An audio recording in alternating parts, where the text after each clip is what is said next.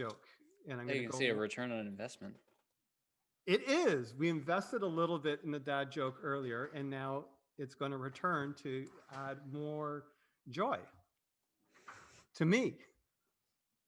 It's like Return of the Night of the Living Dead. That can be joyful for some people as well. It is Halloween. It's on theme. It's on brand. It's on brand. On which brand? Halloween brand? I guess so.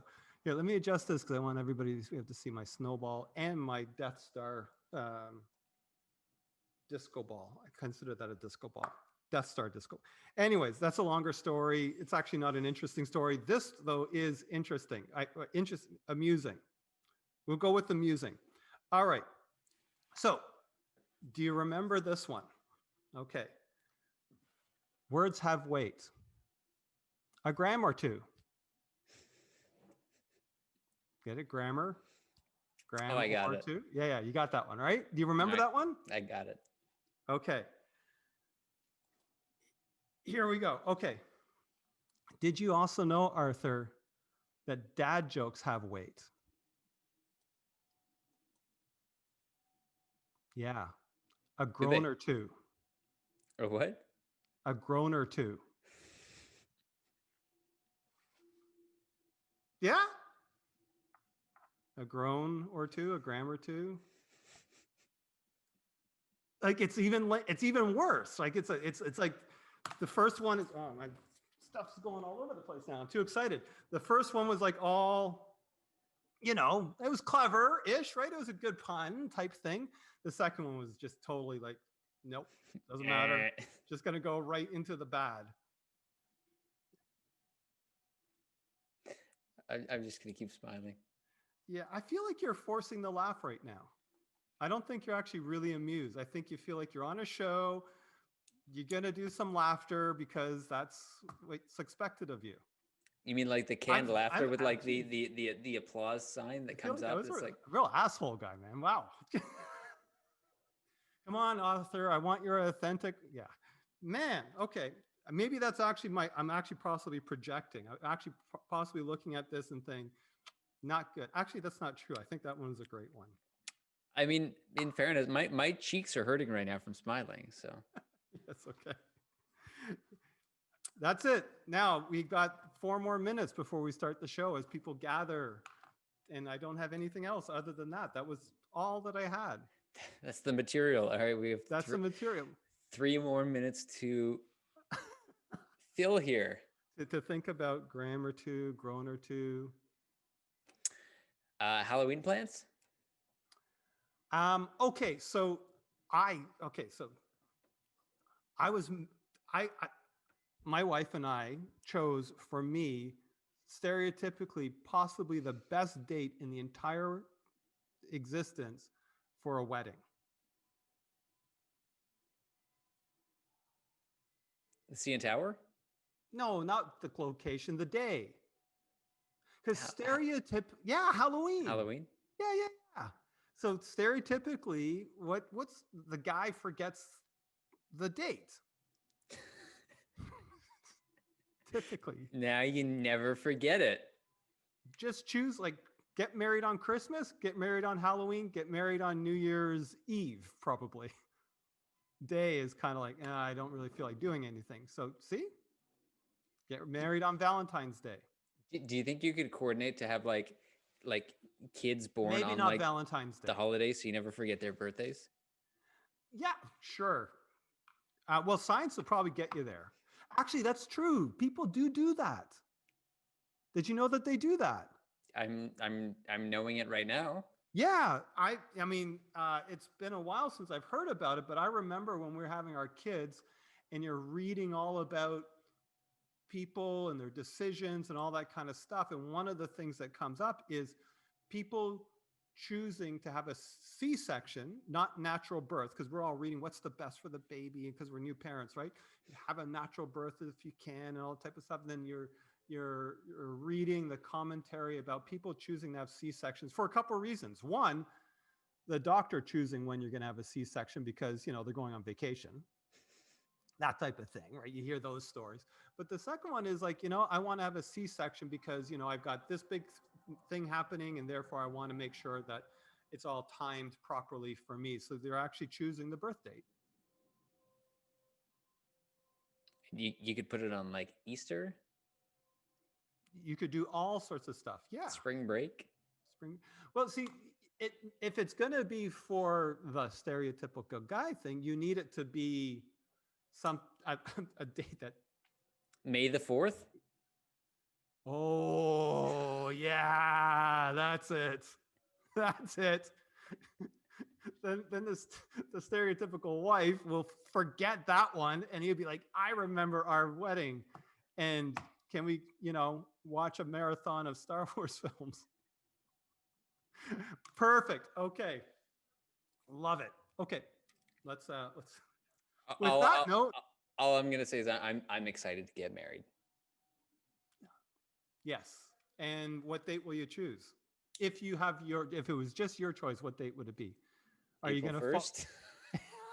Okay. Just do the show. Okay. Enough. Let's just do the show. Is it too early to cut it?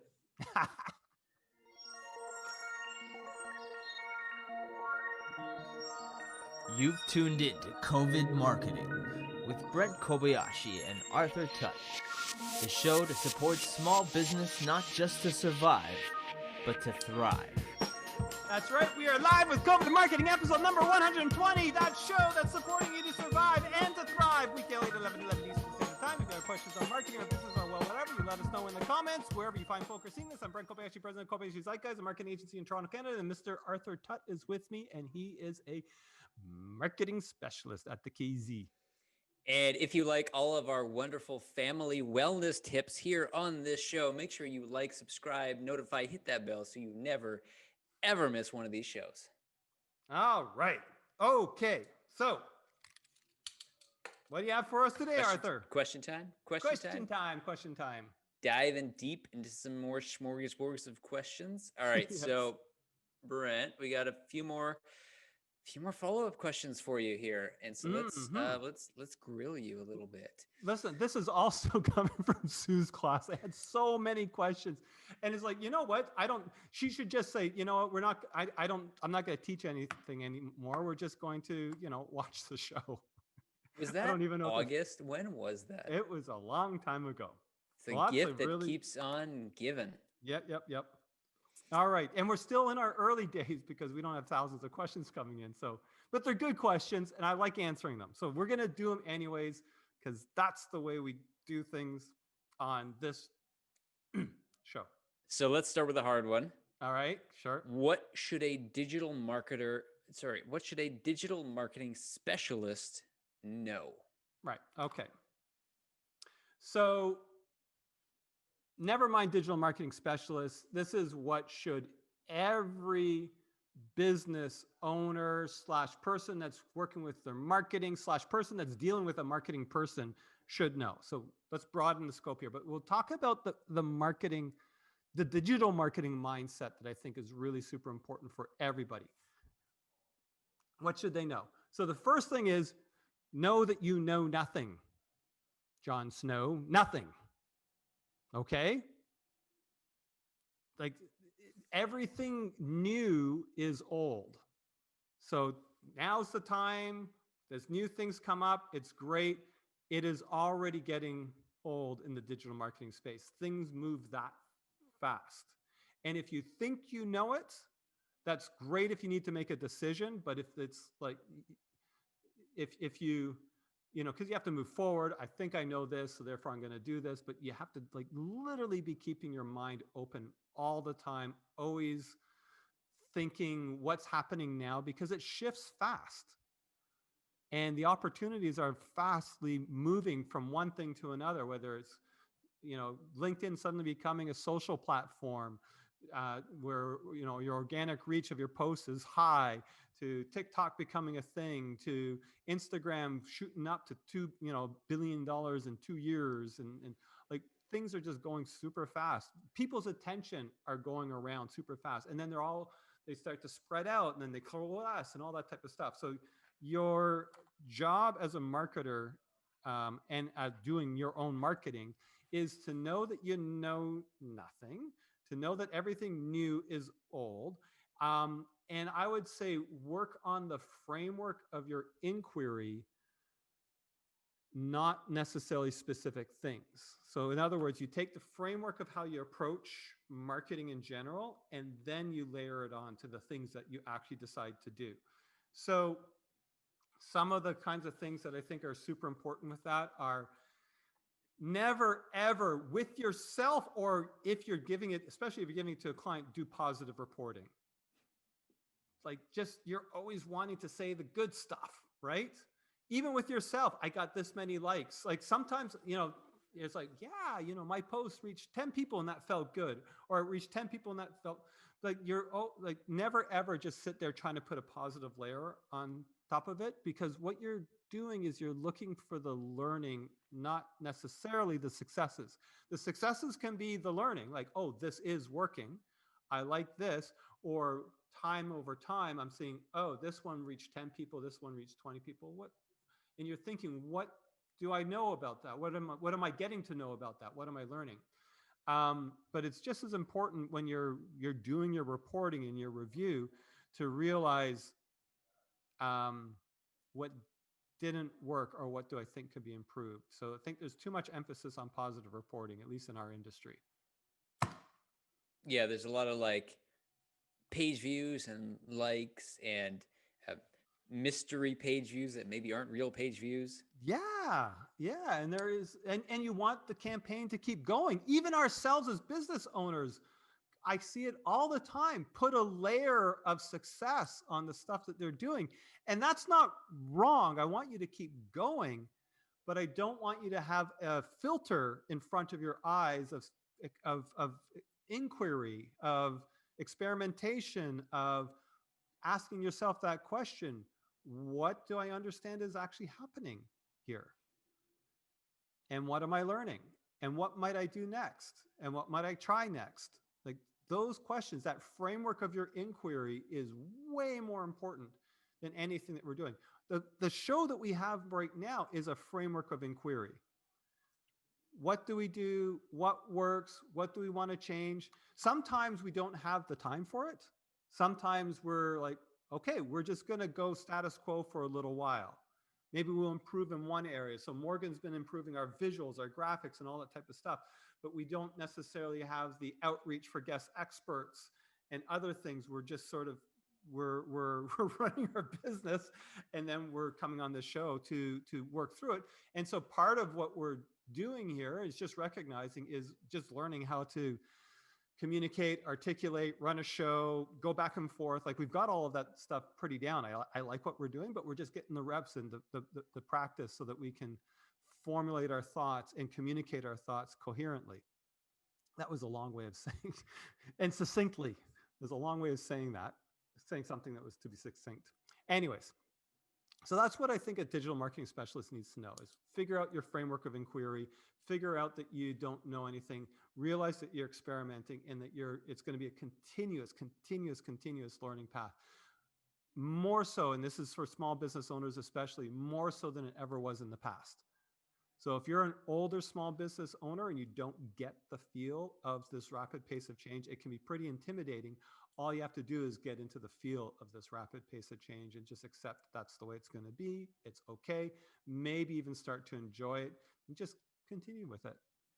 It's not, and in some respects with that, from what I've seen, so many, like, this is across the board, so many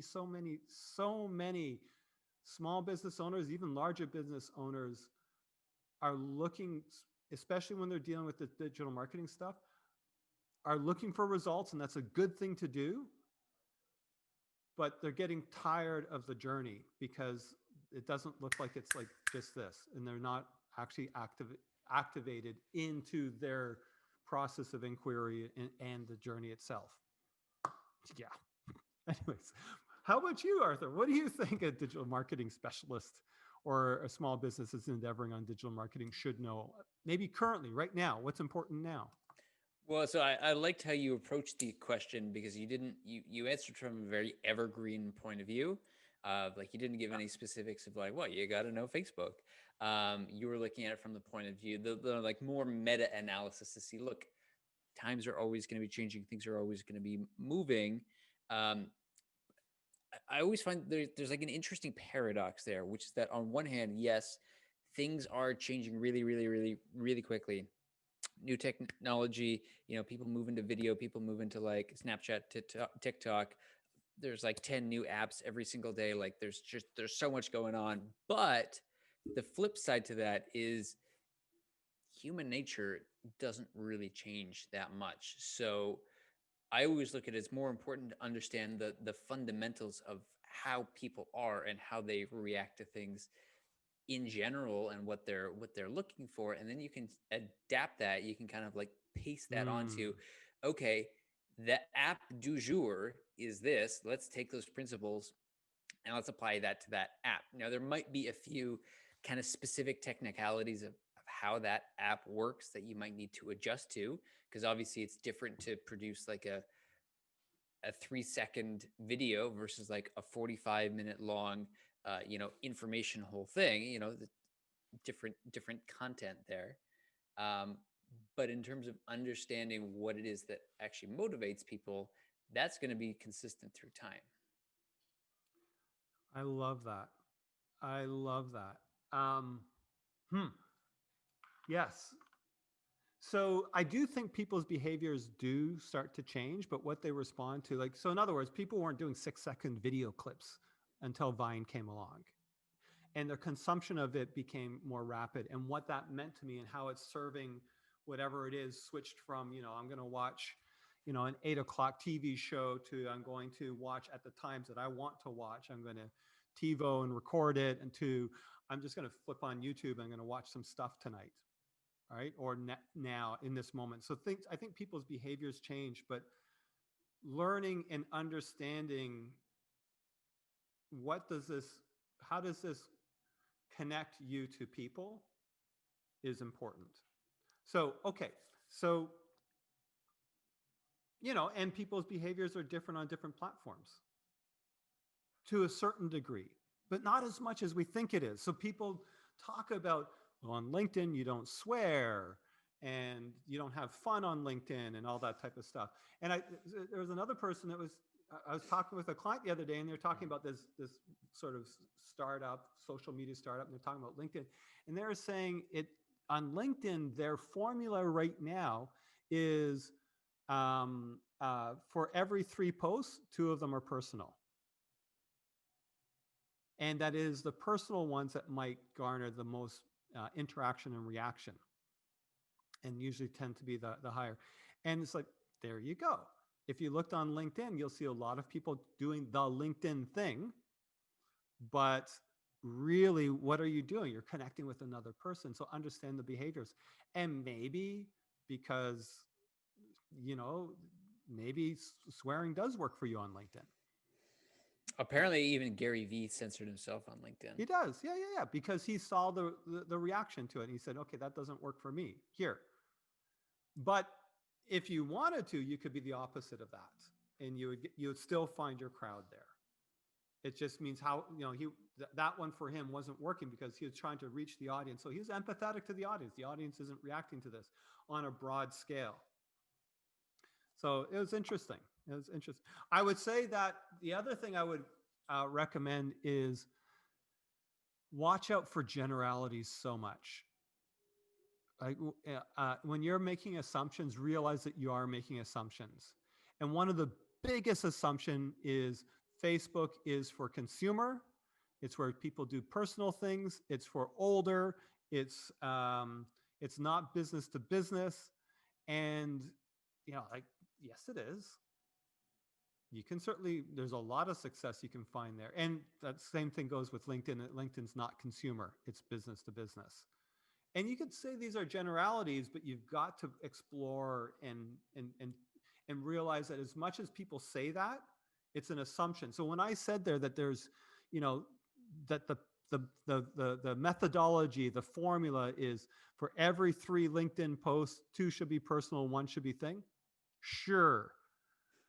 But there are people out there where that makes no sense whatsoever. There's audiences, industries, and even just your particular connections and what your objectives are that makes no sense. So start with that But what's your framework of inquiry around that? Experiment, see what happens, see what changes, see what, what feedback you get, what serves the people that are in the marketplace and makes them excited to engage with you. Whatever your objectives are, like, think about it, explore it. Yeah. Otherwise, the other thing I would say is understand the difference between brand awareness and conversion. Okay, so brand is people having a feeling and connection to you, what they think about you, meaning, do they feel like you have good quality stuff? Do they feel like you have great customer? Do they have an experience with you that's going to have them say, you know what, I'm willing to pay a few extra bucks. That's usually where brand goes to, where people want brand to go to, because I have a certain level of trust. Even if your product is commoditized, like everybody goes to ketchup with Heinz. Heinz has a great brand as far as ketchup goes. I know what it's going to be, and I like the quality of it, and therefore I'm going to pay more for it than necessarily a no name. And there's a lot of stuff that goes into that, but that's one of the, so that's a brand. And then awareness, like if you're digital advertising, if you establish a good brand, you can actually reduce the cost of your advertising. If you don't, you're also doing, like, people, if they don't know about you in general, they don't have awareness of you, they don't know about necessarily your brand to make the decision to what to purchase when they're going shopping, if you're a bit of a commodity brand, or to make the decision to purchase once they're in the market for your particular service or product. So that's awareness. It's like getting out there to be known and realizing that that can take time. The awareness that you do today can support a sale 6 months from now. One important little thing I'll add in here is I feel like it's important to remember people don't buy from strangers. Very often they don't, but sometimes they do. So I know that sometimes clients... I'll qualify that. People rarely buy from strangers. People are more likely to buy from somebody that they know, like a brand that they know or a company that they know, because they have a perception, they have an awareness of them, and they're ready to buy. So that's when they talk about 15 touch points before somebody, or 17 touch points before somebody buys a car. Right? That's how many times they need to. If they're not going to walk in and say, I want to buy a car. I've never heard of this car. I've never heard of this company. I think I'll go into this random place and buy that car. Right? So there's brand, what does the company stand for? There's awareness, that I'm aware of this. I'm always being reminded about how great this thing is or what it could do for me. And then there's the conversion point. There are some, you can do conversion sales. You can say, hey, I got this thing, buy it. And there might be, you might be like, lightning might be striking at that particular moment in time. The stars might be aligning at that particular moment in time. And it can happen. It depends, though. Like we've seen it happen. We've done it, right? Where it's just that in that particular marketplace, the tension's not there. Hold on, I got a thought of a book. 1 second. Yeah, go for the book. So in that particular marketplace, the people are not advertising at that particular moment to that particular people. You familiar with Crossing the Chasm? I am not familiar with Crossing the Chasm. So one of the big things or themes that he talks about in this, and Simon Sinek, I think, got the idea from this book, but the idea of like the normal distribution of people's behavior, right? And so on one hand, you've got a very small percentage of the population, which are like the early adopters. Mm-hmm. And Brent, I think you're a great example of an early adopter. Like you see new things and you get really excited and you're like, I want to try this because it's new and I've never heard about it. And let's dive into it. Right. And that's, okay. That's a very exciting piece of the population, but it's a small piece of the population. The larger portion of the population is there's the what is it, the early majority and the late majority, and then there's like the people who like never buy anything, right?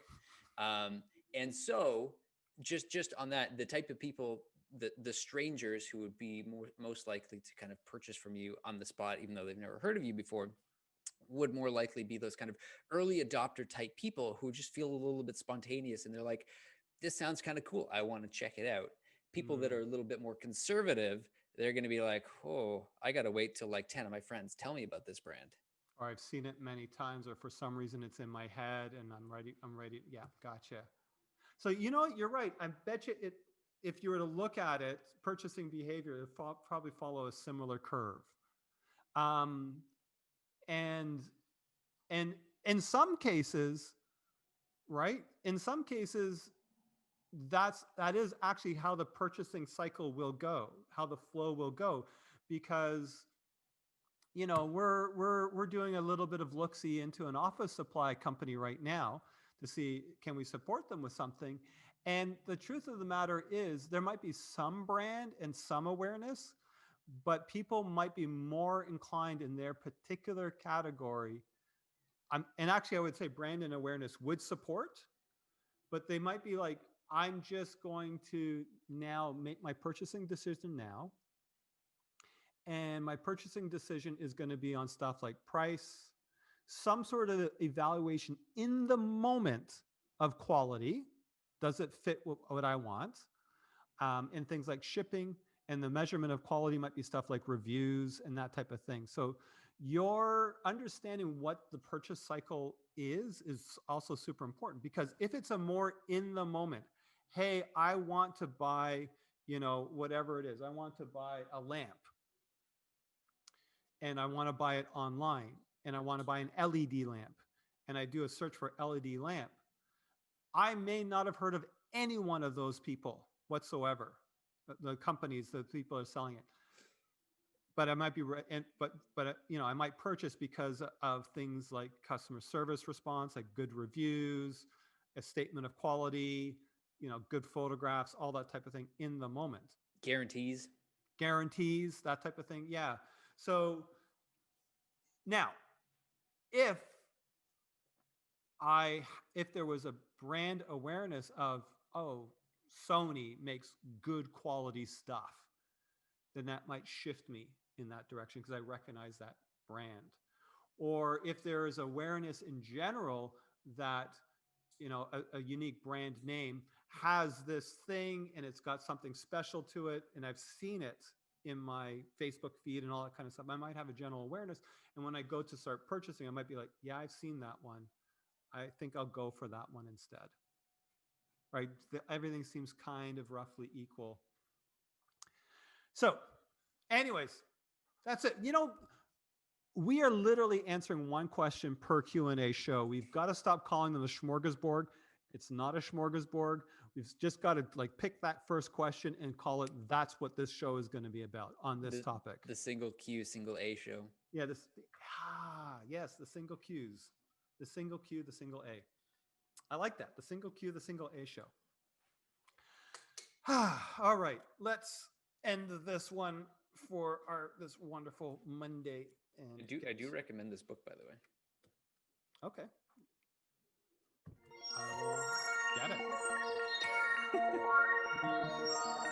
You've tuned in to COVID Marketing with Brent Kobayashi and Arthur Tutt, the show to support small business not just to survive, but to thrive.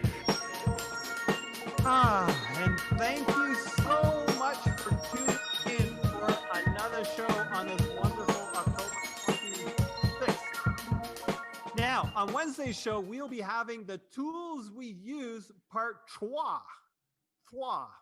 3. I've got French-Canadian background. My apologies to my ancestors. On Wednesday, we'll be having the tools we use part 3, because we're really enjoying this. We're only getting through a few tools at a time, but we've got some good ones. We've got some ones that I'm super excited about. They're little, wonderful, little juicy tools that just speeds things up within our organization wonderfully. All right.